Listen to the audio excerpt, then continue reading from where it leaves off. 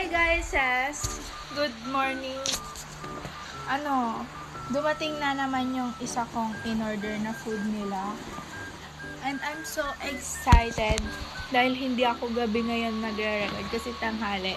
And dumating na yung breadworm nila. Naglilinis pa nga lang ako ng bahay, tapos biglang dumating. Wala pa nga ako ligo. Nakapantulog pa ako. Pero ipapatry ulit natin. Papatry natin to sa kanila. Kasi it's worm. It's worm. Ayan, paliwanagin ko lang ng onte. Tignan natin kung magugusto. Ay, meron to dun sa may isa kong mix. Uy, shoota ka. Buksan ko lang. Gagi, guys. Amoy siya. Amoy, anong tatawag dito? Yung isaw-isaw sa SM. Yung prito, yung sa may baboy. But edible pa to sa tao. Tignan nyo. Huy. Kaya, guys, ipapatry natin to kay Jeff, Chika Coco, tsaka kay Haiki. Jeff! Nasaan ka? Hoy! Taste this! Ginagawa mo. Uy! Kinuha niya agad. Aba! Masarap? Anong lasa?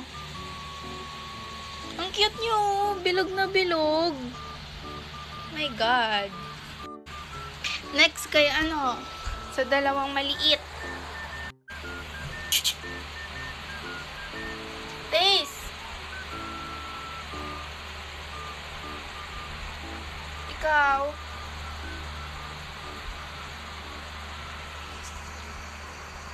Ay, ang tanga-tanga talaga ni Coco. Hoy, ito! Agawin niyang kay Chico. Baliw ko. Gusto nila. Yay! Di pa nga nila ubos to. Tapos, kumakain na naman. Kaya naman. Hoy!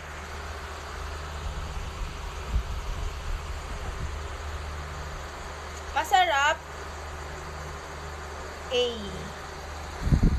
Ang cute to. Bilog na bilog talaga sila.